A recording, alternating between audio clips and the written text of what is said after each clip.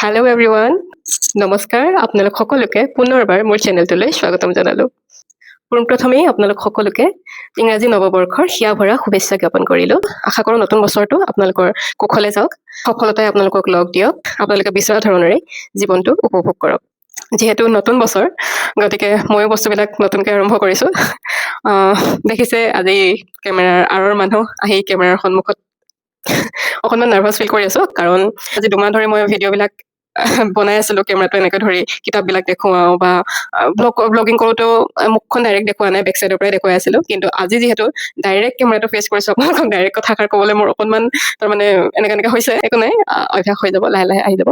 যিহেতু মই প্ৰথম চেনেলটো ষ্টাৰ্ট কৰিছোঁ অক্টোবৰ মাহত, আৰু সেই তেতিয়াৰ পৰা মানে 2-এজন থাকেই যে বা আপুনি ফেচ ৰিভিল কেতিয়া কৰিব, বা মেছেজত কোনোবাই কয় বা কমেণ্টতে কয়, মোৰ শুভচিন্তক আছে, ৱেল উইচাৰ্ছ, তেওঁলোকেও কয় যে তুমি ডাইৰেক্ট কেমেৰাটো ফেচ কৰি কথা কোৱা, তেতিয়া বেছি ভাল হ'ব। এতিয়া মই তাৰমানে সেই সাহসটো গোটাব পৰা নাছিলোঁ, কাৰণ মোৰ কেমেৰাৰ সন্মুখত এনেদৰে কথা কোৱাৰ বিশেষ অভ্যাস নাই। মই মানুহজনী লাজ নহয়, আচলতে মই অকণমান কেমেৰা ফ্ৰেণ্ডলি নহয়। মই বেছি ফটো চটো বৰ এটা উঠি ভাল নাপাওঁ, বা কেমেৰাৰ আগতে ডাইৰেক্ট কথা ক'লে অকণমান ভাবিবলগীয়া হয় ন, কি ক'ম কি নক'ম তেনেকুৱা। এতিয়া আগতে যেনেকৈ মই ভিডিঅ'বিলাক বনাই আছোঁ, তাত ইমান কষ্ট নাই, মানে কষ্ট আছে, এডিটিঙত কষ্ট আছে, কিন্তু মই কি ক'ম অকণমান মনৰ ভিতৰতে মই জগতাই লওঁ। এতিয়াতো মই ডাইৰেক্ট কৈ আছোঁ, যি মুখত আহিছে মই তাকে কৈ আছোঁ। তেতিয়া মই স্ক্ৰিপ্ট নবনাওঁ, তথাপি এডিটিং কৰোঁ প্ৰথম, তাৰপৰা ভইচ অভাৰ দিওঁ।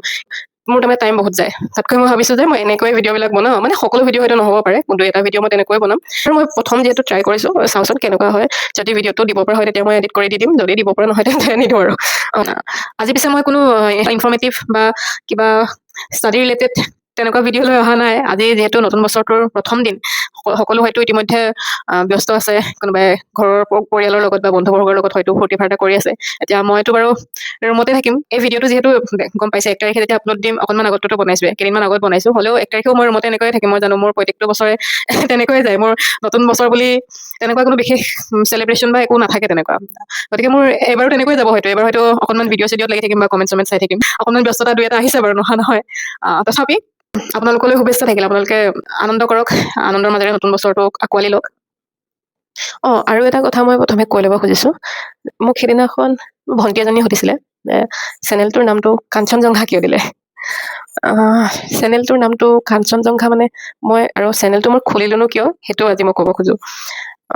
মানে মন এটা আছিল দেই, ইউটিউব চেনেল এটা খুলিম বুলি মন এটা আছিল, কিন্তু এনেকৈ ভিডিঅ' বনাই থাকিম বা অলপ এক্টিভ হৈ থাকিম তেনেকুৱা ধৰণৰ হেৰি নাছিল। আৰু চেনেল এটা খুলিম, কেতিয়াবা ভাবোঁ কুকিঙৰ ভিডিঅ'জ দিম, কেতিয়াবা ভাবোঁ ৰবিক কিউব। মই ৰবিক কিউব সেইদিনাখন মই শ্বৰ্ট এটাও দিছিলোঁ। ৰবিক কিউব আগতে বহুতকেইটা ৰবিক কিউব আছিলে, মানে মই ভাবোঁ এইবিলাক মিলাই এইবিলাক যে ভিডিঅ'জ দিয়ে, হিন্দী ইউটিউবাৰবিলাকে দিয়ে যে কিছুমানে, ইংলিছতো দিয়ে, তো মই তেনেকুৱা ভিডিঅ' দিম। এনেকুৱা ধৰণৰ কিছুমান মানে মই ভাবি থাকোঁ, আৰু মোৰ মূৰত মানে ধেৰ আইডিয়া আহি থাকে। তাৰপিছত কিন্তু APSC বা চিভিল চাৰ্ভিচৰ কণ্টেণ্ট লৈ মই যে ভিডিঅ' বনাম, মই ভবা নাছিলোঁ কেতিয়াও দেই, কেতিয়াও ভবা নাই। কিন্তু মোৰ ভাল লাগিছে এতিয়া এনেকৈ মানে ভিডিঅ' বনাই মোৰ ভাল লাগিছে। চেনেলটো খোলাৰ আঁৰত মূল কথা এটা, প্ৰথম কিয় মানে মনলৈ আহিছে যে চেনেলটো খোলোঁ। আপোনালোক সকলোৱেতো জানেই, মানে জ্ঞাত যে যোৱা এবাৰ 2025 বছৰটোৱে আমাক যিমান দিছে, ভাল ঘটনাও হৈছে, কিন্তু আমাৰ পৰা বহুত, অসমৰ পৰা বিশেষকৈ অসমবাসীৰ মানে বুকুৰ পৰা আমাৰ আটাইতকৈ প্ৰিয় ব্যক্তি এজন লৈ গ'ল। আমাৰ সকলোৰে মৰমৰ জুবিন দা কায়িকভাৱে হঠাৎ নোহোৱা হৈ গ'ল। তাৰপিছত সেই দিনটো ধৰি এতিয়ালৈকে, আজিৰ তাৰিখলৈকে মানে সেই বস্তুটো মাইণ্ডত এতিয়াও আছে। এতিয়াও হয়তো নিজৰ ব্যস্ততাৰ কাৰণে বা ডেইলি লাইফত ব্যস্ত হৈ পৰিছোঁ কাৰণে কথাবোৰ মাজে মাজে এৰাই চলা হয়, কিন্তু পাহৰি কোনেও যোৱা নাই। মোৰ মানে এনেকুৱা ভাৱ হয় যে যিসকলে তেওঁক ভাল পায় সঁচা অৰ্থত কোনেও পাহৰিব নোৱাৰে। এই সময়খিনি মানে মনত থাকি যাব।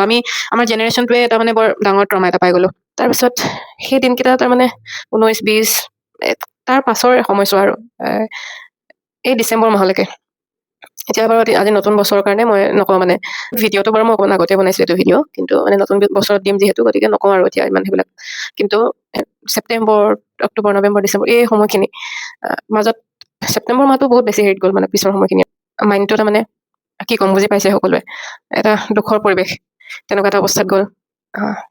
19 তাৰিখে যেতিয়া খবৰ পালোঁ, তাৰপিছত 20 তাৰিখে ওলাই গৈছিলোঁ জোৰডত মানে ওলাই গৈছোঁ, বা ৰাস্তাত ওলাই ঘূৰি ফুৰিছিলোঁ আৰু কিবা উদ্দেশ্যবিহীনভাৱে কিবা ঘূৰি ফুৰা নিচিনাকৈ ৰাস্তাতে য'তেই পাইছোঁ শ্ৰদ্ধাঞ্জলি দিছোঁ।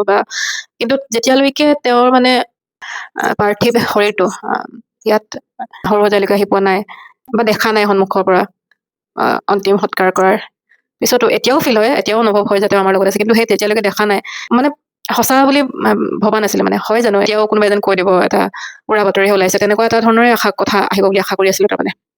সেই দিনকেইটাত তাৰমানে মোৰ মাইণ্ডত কিছুমান বস্তু চলি থাকে। এনেকুৱা লাগে জুবিন দাই নোহোৱা হৈ গ'ল, ইমান ডাঙৰ মানুহ এজন, ভগৱান সদৃশ মানুহ এজন নোহোৱা হৈ গ'ল আমাৰ মাজৰ পৰা। গতিকে আমি এইবিলাকনো কি, মানে আগতেও জানো যে মানুহ মাত্ৰেই এদিন নোহোৱা হৈ যাব বা মৰণশীল, আগতেও জানো। ফাৰ্ষ্ট টাইম মানে মোৰ এনেকে ৰিয়েলাইজেশ্যন এটা হ'ল যে জীৱনটোতো একো ভৰসাই নাই, কেতিয়া কি হৈ যাব একো ভৰসা নাই। মই মানুহজনী অকণমান ফিলচফিকেল দেই, মই আগতীয়াকে কৈ দিছো, মই বহুত সৰুৰে পৰা মানুহজনী অকণমান ফিলচফিকেল টাইপ, কথাবিলাক বয়সতকৈ অলপ ডাঙৰ ডাঙৰ কথা কোৱা আগৰে পৰা।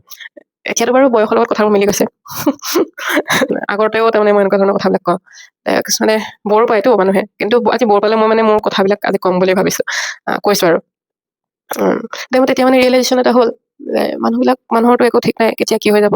মইতো এই বয়সলৈকে 25 বছৰ হ'ল এতিয়া মোৰ। এই বয়সলৈকে তাৰমানে একো তেনেকুৱা এটা কৰি থৈ যাব পৰা নাই, য'ৰ পৰা মানুহে মোক চিনি পাব বা মোৰ পৰা কিবা এটা পাব, সমাজলৈ মই একো এটা দি থৈ যাব পৰা নাই, মেইনলি ছ'চাইটিক মই একো এটা দি থৈ যাব পৰা নাই। পঢ়িছো মেলিছো সেয়া নিজৰ কাৰণে, নিজৰ কেৰিয়াৰৰ কাৰণে কৰিছো, কিন্তু মানুহৰ কাৰণে কি কৰিছো? সৰু সুৰা ক'ৰবাত কাৰোবাক পাৰিছো, দুই এটা সহায় কৰিছো, কিন্তু ডাঙৰ বা তেনেকে সমাজৰ বৃহৎ চাম মানুহৰ কাৰণে মই একো এটা কৰা নাই। আৰু সেইটো আচলতে ষ্টুডেণ্ট লাইফত মোৰ ইমান সম্ভৱ নহয় বাৰু, এতিয়া মই যি পাৰো কৰি আছো। গতিকে মই ভাবিলো যে মই এনেকুৱা এটা কাম কৰো যিটোৱে মোক মানুহৰ মাজত চিনাকিও দিব আৰু মোৰ পৰা মানুহে কিবা এটা হেল্পো পাব। চেনেলটো মানে কথা মনলৈ আহিল তেনেকৈ। ছেকেণ্ডলি চেনেলটো খুলিম, লগতে মোৰ নিজৰ জাৰ্ণিটো ৰাখি যাম। ইমান ধুনীয়া এটা জাৰ্ণি থাকি যাব, চাব পাৰিব। মা দেউতাই এতিয়া মোৰ ভিডিঅ'বিলাক চাই থাকে ধৰক, তেনেকুৱা আৰু মই নিজেও এটা সময়ত গৈ চাব পাৰিম, চাই ভাল লাগিব। সেইকাৰণে মই প্ৰথমে ব্লগিং চেনেলেই খুলিম বুলি ভাবিছিলো। সেইকাৰণে নামটো কাঞ্চনজংঘাটো গম পাইছে, কাঞ্চনজংঘা পৰ্বতমালাৰ লগত কি যায় মই মোৰ চেনেলটোৰ এবাউটত লিখিয়ে থৈছো, কাঞ্চনজংঘাৰ অৰ্থ গভীৰ বহুত। আৰু জুবিন দায়েও কৈ থৈ গৈছিল মই কাঞ্চনজংঘা বুলি। তো আমি চেষ্টাহে কৰিব পাৰো কাঞ্চনজংঘাৰ যিটো নাম, তাৰ অৰ্থটো আমাৰ কামত প্ৰতিফলিত কৰিবলৈ, তেনেদৰে দৃঢ়মনা হবলৈ, লাইফত জীৱনৰ সংগ্ৰামবিলাক পাৰ কৰি আগবাঢ়ি যাবলৈ। সেইখিনি আৰু মেইনলি জুবিনদাৰ সেই কথাটোৱে মোক মানে এটা ৰিয়েলাইজেশ্যন দিলে যে কিবা এটা কৰিব লাগে, কাৰণ এদিনটো মৰিয়ে যাম, ডাইৰেক্ট চিধা কথা, মৰিয়ে যাম, তাৰ আগত কিবা এটা কৰি থৈ যাওঁ তাৰমানে। শুনিবলৈ বেয়া হয় হয়তো, কিন্তু সেইটো হয়, মানে মোৰ মাইণ্ডত প্ৰথম সেইটোৱে আহিল।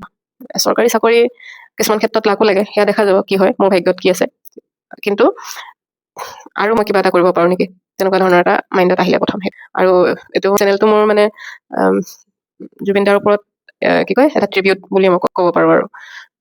চেনেলটো এটা ট্ৰিবিউট। অৱশ্যে কামবিলাক বেলেগ হ'ব। মই যিহেতু পৰীক্ষাৰ্থী বা এটা পৰীক্ষাৰ কাৰণে প্ৰস্তুতি চলাই আছো, মই তেনেকুৱা ধৰণৰে কণ্টেণ্ট দিম বা তেনেকুৱা ধৰণৰে কথা ক'ম। কোনোবাই মোৰ পৰা পজিটিভিটি যদি পায় বা অকণমান যদি মটিভেশ্যনে পায় পঢ়িবলৈ, ইনস্পিৰেশ্যন পায় কিবা এটা, সেয়ে মোৰ কাৰণে বহুত। মানে মই তেওঁৰ যি আদৰ্শ, সেই আদৰ্শক লৈ আগবাঢ়ি যাব খোজো। তেওঁ কিমানখিনি কাম কৰি থৈ গ'ল, তেওঁৰ কামেৰে, তেওঁৰ গানেৰে মানুহে তেওঁক চিনি পাব, গোটেই বিশ্বতে তেওঁক চিনি পাইছে।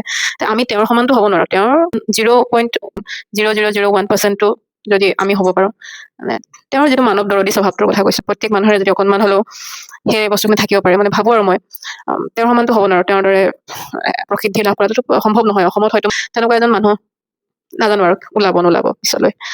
গতিকে মই ভাবো আৰু যে তেওঁ ইমানখিনি কাম কৰি থৈ গ'ল ইমান কম বয়সতে, তেওঁ গোটেই বিশ্বই চিনি পালে।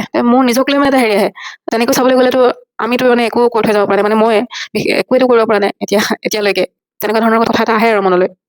মানে মই এইটো কোৱা নাই যে মানুহক কিবা এটা দিহে, পইচা পাতি দিহে সহায় কৰিব পাৰি বা তেনেকুৱা কৰিব লাগিব, কিন্তু সকলোৱে নিজৰ নিজৰ ফিল্ডতে যদি কিবা এটা কৰে, তেনেকুৱা ধৰণে মই ভাবো। মানে কথা সেইখিনিয়ে।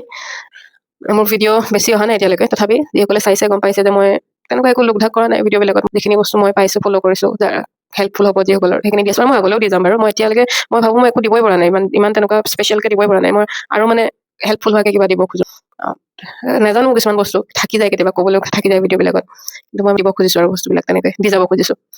এনেকুৱা মোৰ মাইণ্ডত এইটো নাই যে একেটা পৰীক্ষাৰ কাৰণেই মই প্ৰস্তুতি চলাই আছো, তেওঁলোকো মানে যিসকলে মোৰ ভিডিঅ' চাই আছে বা চাব, তেওঁলোকৰ প্ৰস্তুতি চলাই আছে। গতিকে মোৰ কম্পিটিটৰ হ'ব, মই তেওঁলোকক কিবা এটা নিদিম বা সেনেকুৱা ধৰণৰ এইবিলাক মোৰ নাই।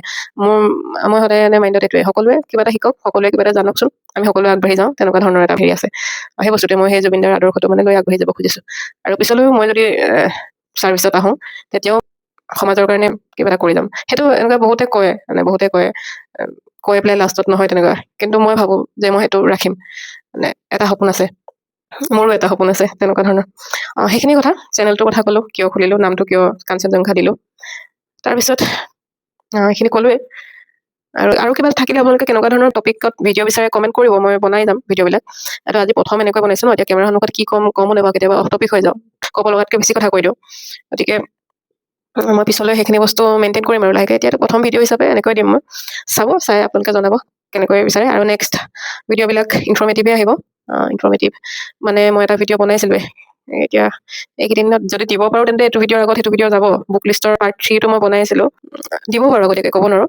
বুক লিষ্টৰ মানে যিহেতু মই এটা চিৰিজত কৰি আছিলোঁ ন, পাৰ্ট 1 আৰু 2টো দিলোঁ অলৰেডি, গতিকে ভাবিলোঁ থাৰ্ড পাৰ্টটো একেবাৰে বনাই শেষ কৰি দিওঁ বুলি। মই সেইটো বনালোঁ অলৰেডি, কিন্তু এডিটিং কৰিব পৰা নাই, কিবা জানো মন যোৱা নাই এতিয়া মানে সেইবিলাকত লাগি থাকিবলৈ। সেইকাৰণে মই আকৌ এনেকৈ ভিডিঅ'টো বনাইছোঁ, এইটো ভিডিঅ' বনাইছোঁ।